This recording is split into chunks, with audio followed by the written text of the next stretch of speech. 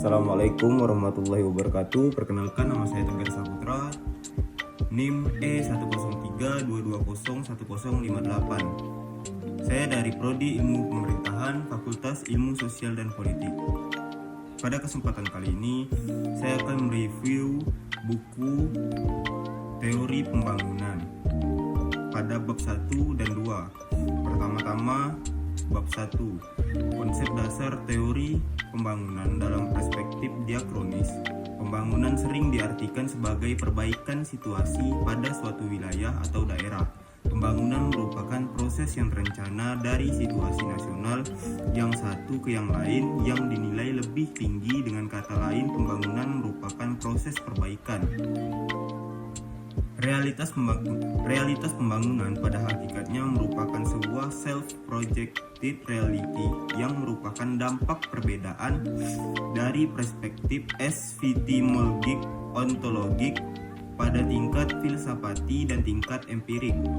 Pergeseran nilai dalam pembangunan dimulai dari tingkat mitos dan pandangan dari keterbelakangan hingga tingkat deminisfaksikan dari berbagai aliran teori seperti aliran klasik sebagai indikator sosial, aliran ekonomi neoklasik, aliran pembangunan berwajah manusiawi.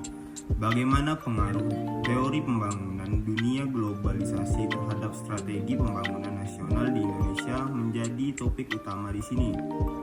Fakta bahwa di dunia ini tidak ada negara yang benar-benar otonom, artinya tidak ada negara yang pembangunannya hanya dapat dipahami sebagai refleksi dari apa yang terjadi di luar batas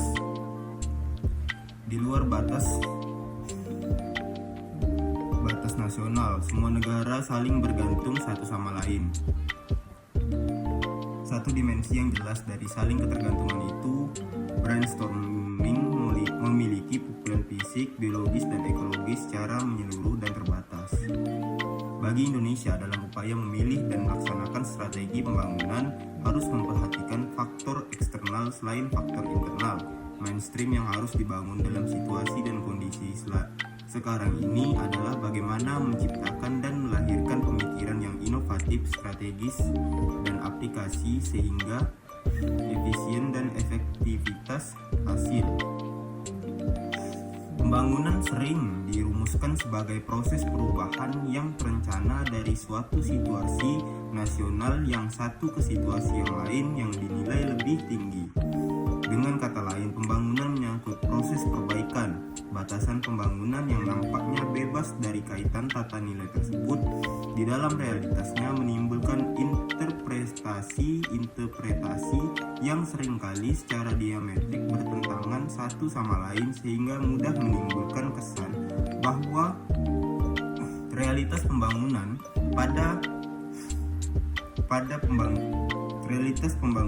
pada hakikatnya merupakan self-projected reality.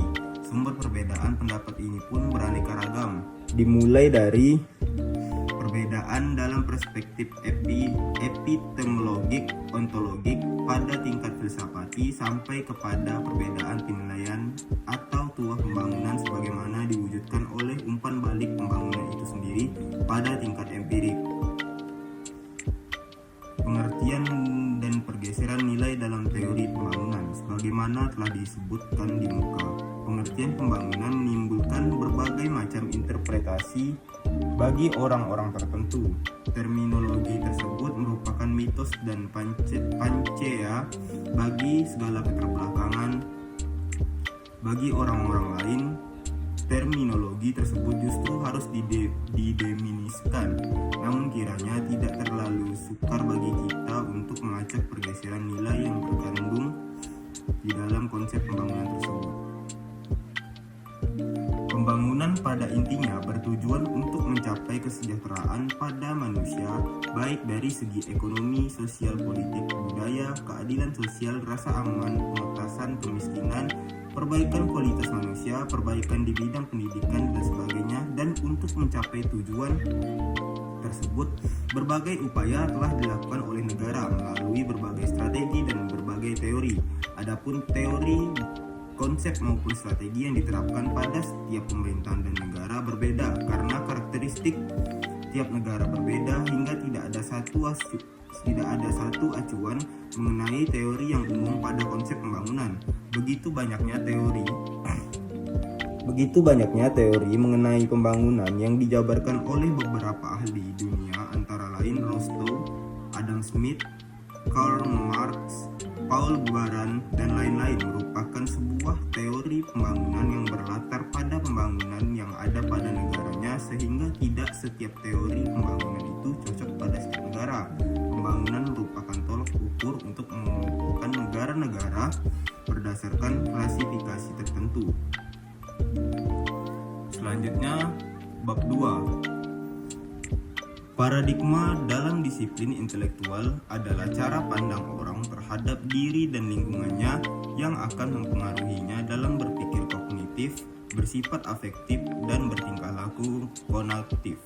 Maka, paradigma pembangunan bisa dikatakan bahwa cara berpikir, pola berpikir, atau kerangka berpikir dalam melakukan suatu proses pembangunan yang meliputi kerangka dari aspek sosial, aspek politik, aspek ekonomi, aspek pertahanan, aspek infrastruktur, aspek pendidikan, aspek teknologi, aspek budaya, dan lain sebagainya. Pada mulanya, upaya pembangunan negara sedang berkembang. Meningkatkan pendapatan per kapita atau populer disebut strategi pertumbuhan ekonomi. Semula yang beranggapan yang membedakan antara negara maju dengan NSB adalah pendapatan rakyatnya. Dengan ditingkatkannya pendapatan per kapita, diharapkan masalah-masalah seperti pengangguran, kemiskinan, dan ketimpangan distribusi pendapat yang dihadapi NSB dapat terpecahkan, misalnya melalui apa yang dikenal dengan dampak merembes ke bawah.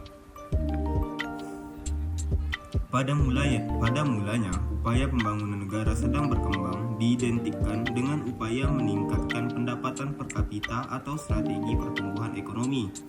Dengan ditingkatkannya pendapatan per kapita, diharapkan masalah-masalah pengangguran, kemiskinan, dan ketimpang distribusi pendapatan dapat dihadapi dan terpecahkan, misalnya melalui apa yang dikenal dengan dampak merembes ke bawah. Terlihat pemikiran-pemikiran awal pembangunan seperti teori Harrod, Domar, Arthur Lewis, W.W. Rostow, dan para ahli lainnya. Seperti judul karya monumental Arthur Lewis, Pembangunan Ekonomi, dianggap kajian The Theory of Economic Growth. Ini mencerminkan munculnya teori pertumbuhan dan pertumbuhan ekonomi sebagai tujuan utama kebijakan ekonomi dari negara manapun. Paradigma baru dalam pembangunan. Pada akhir 1950-an, hanya NSB mulai menyadari bahwa pertumbuhan identik dengan pertumbuhan ekonomi yang tinggi. Setidaknya melampau negara-negara maju pada tahap awal pembangunan mereka, pertumbuhan ekonomi hanya mencatat peningkatan produksi barang dan jasa secara nasional, sedangkan pembangunan berdimensi lebih luas kadar peningkatan pertumbuhan ekonomi.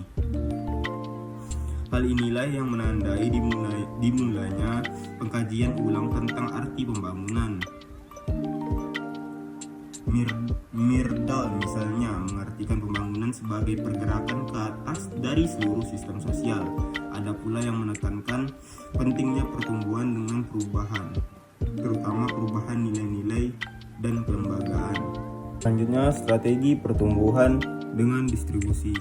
Para proponen strategi pertumbuhan dengan distribusi atau retribusi dari pertumbuhan pada hakikatnya menganjurkan NSB agar tidak hanya memusatkan perhatian pada pertumbuhan ekonomi, namun juga mempertimbangkan bagaimana distribusi SWE pembangunan tersebut. Situasi ini paradigma pembangunan utopis ataukah normatif.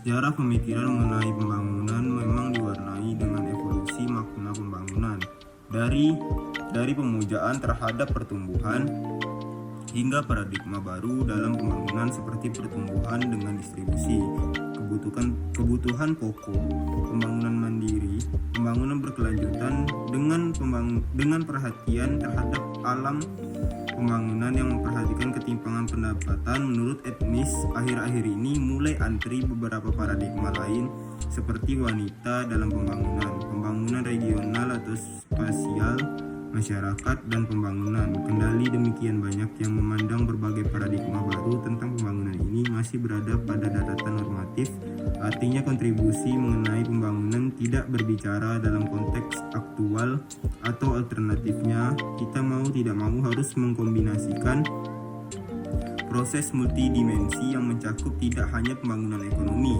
namun juga mencakup perubahan-perubahan utama dalam struktural, sosial, perilaku, dan kelembagaan. Sekian dari saya, terima kasih. Assalamualaikum warahmatullahi wabarakatuh.